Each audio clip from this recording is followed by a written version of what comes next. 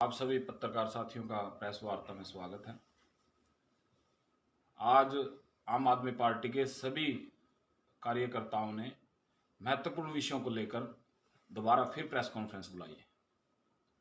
पिछले 3 दिनों में मनोहर लाल खट्टर भाजपा के मुख्यमंत्री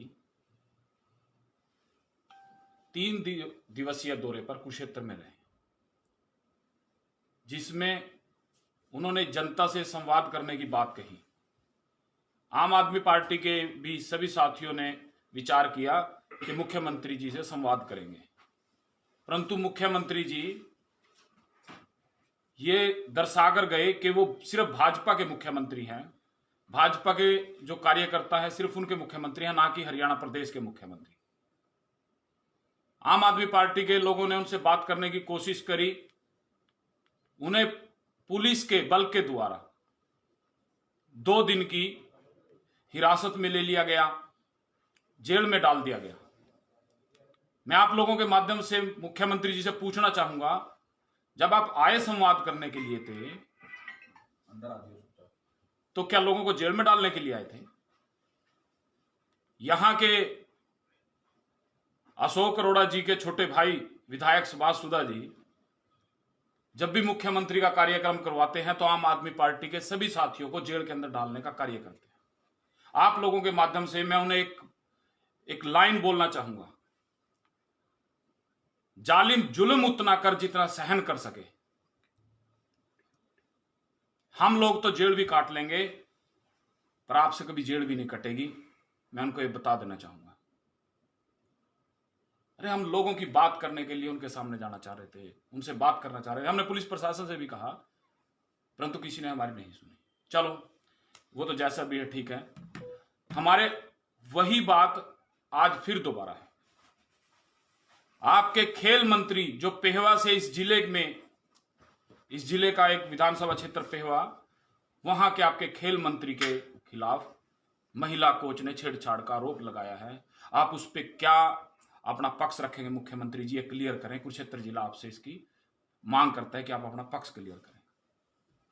हरियाणा के खिलाड़ी दिल्ली जंतर मंतर पर बैठे हैं, जिनके साथ रात को पुलिस ने बल के द्वारा उन्हें उठाने का प्रयास किया गया, उनके साथ मारपीट की गई, जो बहुत शर्मनीय, निंदनीय, जितना भी हम उसके बारे कहें वो बहुत कम है। किसानों की फसल खराब हुई जो कुरुक्षेत्र जिला में, उसके लिए कहीं कोई खराबे की कोई ऐसी इन्होंने कोई ऐसा सिस्टम नहीं बनाया जिसके द्वारा पोर्टल पे उसको दर्ज कराने का भी कोई स्थान नहीं।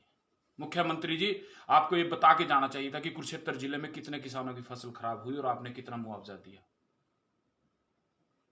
3500 करोड़ की बात करते हैं अशोक अरोड़ा के छोटे भाई विधायक सुभाष सुधा के 3500 करोड़ रुपया। मैं आपके माध्यम से ये बताना चाहूंगा, पूरी आम आदमी पार्टी अशोक अरोड़ा जी के छोटे भाई सुभाष सुधा के लिए वोट मांगेगी। 3500 करोड़ का हिसाब जनता के सामने रखें। मैं तो साफ साफ ये कहूंगा, आज तक का सबसे बड़ा हरियाणा में अगर कोई घोटाला हुआ होगा तो वो थानेसर में हुआ। 3500 करोड़ रुपए में तो थानेसर को एक बार साफ कर दोबारा फिर बसाया जा सकता है, परंतु यहां तो सड़कों की हालत, स्कूलों की हालत, अस्पताल की हालत, वो सब आपके सामने है।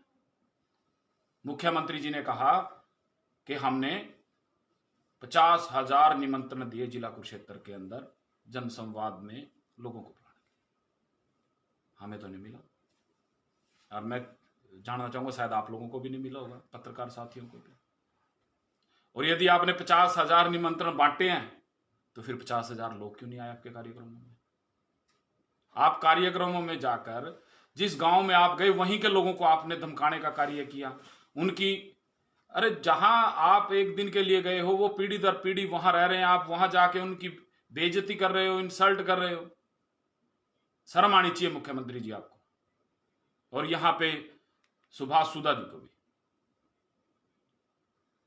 और मैं ये कहूंगा कि शर्म यहां के जो कांग्रेसी है, हमारे साथी जो कांग्रेस के नुमाइंदे हैं, उन्हें भी शर्म आनी चाहिए कि उन्होंने मुख्यमंत्री जी यहां आकर और एक जनता के साथ एक खिलवाड़ करके चले गए और उन्होंने एक शब्द भी ऐसा नहीं बोला कि जिससे जनता के हक में कोई बात आए। पिछली प्रेस कॉन्फ्रेंस में हमारे साथी सुमित जी ने बताया था कि विधायक जी नारियल लेकर घूमते हैं। उस टाइम मुझे भी लगा कि कुछ बात शायद पता नहीं क्या थी सुमित जी की। हमें जानकारी मिली कि जहां पे आपने मरम्मत करवानी है किसी हॉल की, उसका भी शिलान्यास कर रहे हैं। तो सुमित जी आप सही कह रहे थे, इन्हें एक गाड़ी भर के नारियल या इन्हें एक ट्रक भर कर नारियल देंगे, क्योंकि आपने कहीं भी जाना कहना इस सड़क की हम रिपेयर करेंगे, इस गली की हम रिपेयर करेंगे, वहीं शिलान्यास कर देते। तो साथियों, एक और गंभीर विषय, सरपंच का चुनाव इन्होंने लगभग 1.5 साल देरी से करवाया और मोटा मोटा 1-1.5 साल नगर परिषद का चुनाव भी देरी से। इन्हें डर सताया जा रहा है क्योंकि इस बार जो इन दोनों भाइयों की मिली भगत चली हुई है थानेसर नगर परिषद के अंदर, उसका इस बार लोगों ने मन बना लिया है इनको अलविदा कहने का। अब ये उस चीज से डरे हुए हैं, दोनों मिलकर चुनाव नहीं करवाना चाहते। आम आदमी पार्टी से इन्हें इतना खतरा हो गया है, क्योंकि पहले तो इन्हें यह था कि एक बार मैं आ जाऊंगा, एक बार तुम आ जाओगे। अब इन्हें लगता है कि हम दोनों में से कोई नहीं आ रहा, अब आम आदमी पार्टी का व्यक्ति यहां से चुनाव लड़ेगा और जीतेगा। उसी वजह से ये चुनाव में देरी कर रहे हैं। बाकी बात तो नगर परिषद की सुमित जी आपको बताएंगे। मैं एक बात और कहूंगा, मुझे आदेश है अपना पर्सनली कि नगर परिषद के जहां भी रिकॉर्ड रखा हुआ है, पुरानी फाइलें पिछले 25 साल की, उसके ऊपर खतरा है। मुझे खतरा है कि वो उस साल में आग लगने वाली है, क्योंकि इन्हें पता है हमारी छुट्टी होने जा रही है, ये सारा रिकॉर्ड जलाकर जाएंगे, क्योंकि यदि रिकॉर्ड रहा नहीं जला, इनके घोटाले जनता के सामने आएंगे और इन्हें जेल जाने से कोई नहीं रोक सकता। जो वहां का बिजली के जो कर्मचारी हो, जो साथियों, अपनी तारें, अपने फ्यूज सब चेक कर लें, क्योंकि गाज उन पर गिरनी है कि इलेक्ट्रिसिटी शॉर्ट की वजह से यहां आग लगी। जगबीर जी, आप तो अंतर्यामी हो गए, पहले ही बता दिया। कुछ चीजों का आभास हो जाता है। ऐसा क्यों लगता है आपको? क्योंकि 25 साल में जितने घोटाले किए, अब कौन चाहेगा कि वो घोटाले, जब कोई नया आदमी आएगा तो वो सारे उजागर होंगे, और उजागर होंगे तो जेल जाना पड़ेगा। जगबीर जी, थोड़े दिन पहले आपने प्रेस कॉन्फ्रेंस की थी और ये कहा था कि मुख्यमंत्री का हम स्वागत करेंगे, और आपको पुलिस ने उठा लिया था। अब आप कह रहे हैं नगर परिषद में आग लगेगी, कहीं आग लग गई तो फिर आप पे ना आरोप लग जाए। नहीं, मैं तो कह रहा हूं सिक्योरिटी बढ़ानी चाहिए उनकी। जिस हाल में रिकॉर्ड रखा हो उसकी पूरी सुरक्षा करनी चाहिए, सिक्योरिटी बढ़ानी चाहिए। जो इलेक्ट्रिसिटी सिस्टम है, जिस वजह से आग लग सकती है, उसका ध्यान रखना चाहिए पहले ही प्रशासन को। सिक्योरिटी कौन करेगा सर? फायर ब्रिगेड के जो इंस्ट्रूमेंट वहां लगे हुए हैं वो तो ऑलरेडी एक्सपायर पड़े हैं। ये भी आपने सही कहा। आम आदमी पार्टी उसकी आवाज भी उठाएगी, डीसी साहब के संज्ञान में भी ये बात लाई जाएगी। हमें पूरा पूरा खतरा है इस बार नगर परिषद से इनकी छुट्टी होने की वजह से ये वहां पे कोई ना कोई गड़बड़ करेंगे। एक एक गली को 6-6 बार रिकॉर्ड में चढ़ाया गया है, जिसकी हमें पूरी जानकारी है। जगबीर जी, मेरा सवाल यह है कि दिल्ली के अंदर देश भर के खिलाड़ी प्रदर्शन कर रहे हैं, उन पे कल रात को लाठीचार्ज होता है, और वो खिलाड़ी अब यहाँ तक नौबत आ गई है कि वो अपने मेडल वापस करने जा रहे हैं। इसको लेकर क्या कहेंगे कि आपकी सरकार है दिल्ली के अंदर और दिल्ली पुलिस ने उनके ऊपर लाठीचार्ज किया? आम आदमी पार्टी पूरी तरह से पहलवान खिलाड़ियों के साथ है, ये आपको भी जानकारी है। दिल्ली पुलिस केंद्र के अधीन है। आम आदमी पार्टी में अरविंद केजरीवाल जी ने जाकर उन्हें आश्वासन दिया कि आपको यहां जिस चीज की भी जरूरत होगी, दिल्ली सरकार आपको व्यवस्था करवाएगी उसकी। बारिश हो गई, बारिश में उनके जो सोने के कपड़े थे, बिस्तर थे, वो गिले हो गए। वो वहां पे नए बिस्तर लेकर आ रहे थे। एक बात बताइए, जिस खिलाड़ी ने देश का इतना मान बढ़ाया हो, क्या वो गीले कपड़ों में सोएगा? हमारी बहन बेटियां वहां पे गीले कपड़ों में रात काटेंगी। मैं केंद्र सरकार को यह कहूंगा कि इससे घटिया घिनौना काम कुछ नहीं हो सकता। और हमारे मुख्यमंत्री एक शब्द भी बोलने के लिए तैयार नहीं है। पीठ बड़ी थपथपाली की हरियाणा में इतने मेडल आ गए। पहले वो मेडल लेके आने वाले भारतीय थे, फिर वो हिंदू हो गए, अब वो किसी खास समाज से। शर्म इस सरकार को आनी चाहिए, मैं तो इतना कहूँ। आपकी पार्टी में सुप्रीमो अरविंद केजरीवाल ने कहा था मैं भ्रष्टाचार के खिलाफ हूँ, और बड़ी लंबी चौड़ी 2014 में लिस्ट लेके आए थे, चाहे वो ममता बनर्जी हो, लालू यादव हो, नीतीश कुमार हो, तमाम लोगों पे आरोप लगाए थे कि मैं इन लोगों के खिलाफ हूँ। आज उन्हीं लोगों के साथ बैठकर मैं आपकी बात समझ गया हूँ भैया, और 45 करोड़ रुपए का शीश मैं आपको बता रहा हूँ। अरविंद केजरीवाल जी एक बात कहते हैं, हमारी सरकार जहां होगी शिक्षा फ्री होगी, चिकित्सा फ्री होगी, पानी फ्री होगा, बिजली फ्री होगी। और वो फ्री कैसे होगी? जो जनता का टैक्स का पैसा है, जो अरविंद केजरीवाल जी के पास आता है, सरकार में आता है, वही पैसा वो जनता को लौटाने का एक तरीका है। उसके दो रास्ते हैं, चाहे तो उस पैसे को हजम कर जाए, खा जाए, और चाहे उस पैसे को जनता को लौटा दे।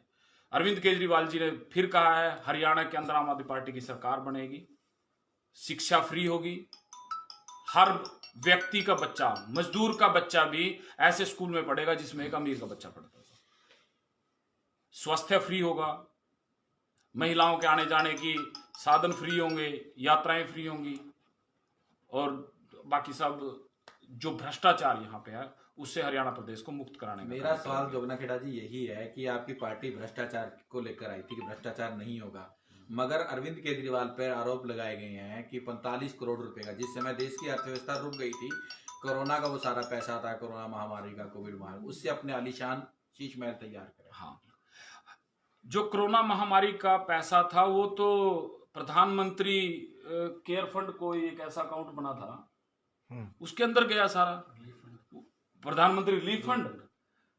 तो उसकी जानकारी तो प्रधानमंत्री जी देंगे ना, आज तक जिसके बारे एक बार भी जानकारी नहीं दी गई कि उसके अंदर कितना पैसा आया और कहां कहां गया। ये कहते हैं कि जनता को अगर फ्री देंगे तो बर्बाद हो जाएंगे।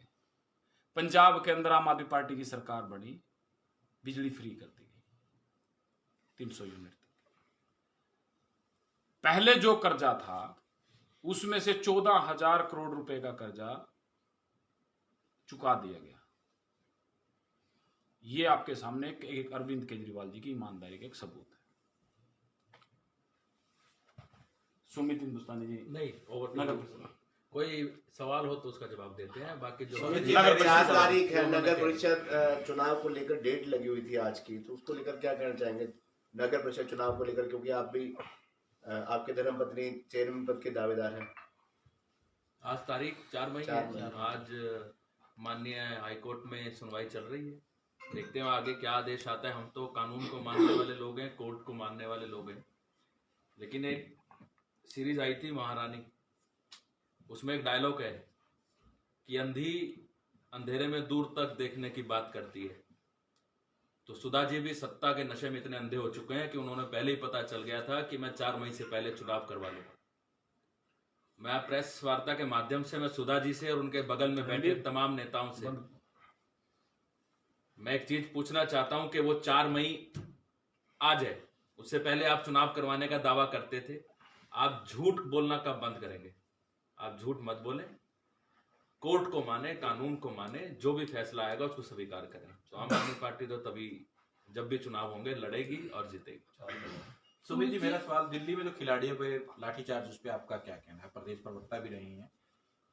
देखो, जंगल राज चल रहा है, जहाँ पे भारत का मान सम्मान बैठा है, गोल्ड मेडलिस्ट बैठे हैं, ओलंपियाड हमारे बैठे हैं, उससे चंद गज की दूरी पर ब्रिजभूषण का घर है, वहां इतनी सिक्योरिटी दे रखी है। और खिलाड़ियों के ऊपर रात को जब बारिश में उनके गद्दे भीग गए और उन्होंने अपने लिए वो मंगवाए, क्या बोलते हैं उनको, फोल्डिंग, जैसे टीवी में हम देख पा रहे हैं, उस फोल्डिंग को रोक दिया गया दिल्ली पुलिस द्वारा। दिल्ली महिला आयोग की चेयरपर्सन रही, उनके साथ बदतमीजी करी गई स्वाति मालीवाल जी के साथ। दिल्ली पुलिस के जवान वहां पे शराब में धुत थे, 2 पहलवानों के सिर पे चोटें आई हैं, एक गंभीर रूप से घायल है। यह सोचने की बात है प्रधानमंत्री नरेंद्र मोदी जी कि आपने ऐसा कौन सा बदलाव ला दिया, ऐसा कौन सा राज ला दिया कि देश के बच्चे, देश के नौजवान, देश के ओलंपियाड ये कह रहे हैं, बजरंग पुनिया पहलवान ये कह रहे हैं कि हम आपके मेडल और आपके अवार्ड आपको लौटा दें। कहीं तो आप गरिमा रखे, कहीं तो आपके अंदर मानवता होगी, कहीं तो आपका दिल पसीजता होगा। जिन बच्चों की आप पीठ थपथपाते थे, आज आप उनके सामने आके पुलिस का मुखौटा पहनकर उनके साथ बाबरता पर बदतमीजी पे उतर आए। देश की जनता इसका जवाब देगी, लोग इसका जवाब देंगे, लोग देख रहे हैं। और उनको जल्द से जल्द इनके मंत्री को तुरंत प्रभाव से सलाखों के पीछे डालना चाहिए। जो वहां का डीसी है, उस एरिया का, पार्लियामेंट्री स्टेट का जो एरिया पड़ता है, वहां का जो एसएचओ है, उसको नहीं पता पोस्को एक्ट का मतलब क्या होता है। सुप्रीम कोर्ट ने जब किशोर के खिलाफ पोस्को एक्ट लगा दी तो उसको एफआईआर दर्ज करके उसे गिरफ्तार नहीं करना चाहिए था। भगवान ना करे कभी किसी और आम आदमी के बच्चे के ऊपर इस तरह का कोई एक्ट लग जाए, झूठा एक्ट लग जाए, या उसने कुछ गलत किया हो, तो उसको तुरंत की तुरंत पुलिस वाले उठा के ले जाते हैं। उठाते बाद में पहले सीआईए में ले जाके पीटते हैं, तब उसके साथ कार्रवाई करते हैं। और ब्रजभूषण किशोर को आपने दे रखी है कि पूरी की पूरी सिक्योरिटी। तो ये दोहरा कानून है, भारतीय जनता पार्टी का मुखौटा उतरे। मुख्यमंत्री का विरोध करने पे आप लोगों को सीआईए ले गए तो आप लोगों को भी पीटा है। देखिए देखो, आप कह रहे हैं ना, हम एक चीज कहते हैं सर, हम तो आम आदमी हैं। हमारे परिवार वालों ने हमें एक संस्कार दिए हैं कि बेटा किसी का लेके रखना मत। उन्होंने जो हमें दिया हम डबल करके लौटाएंगे।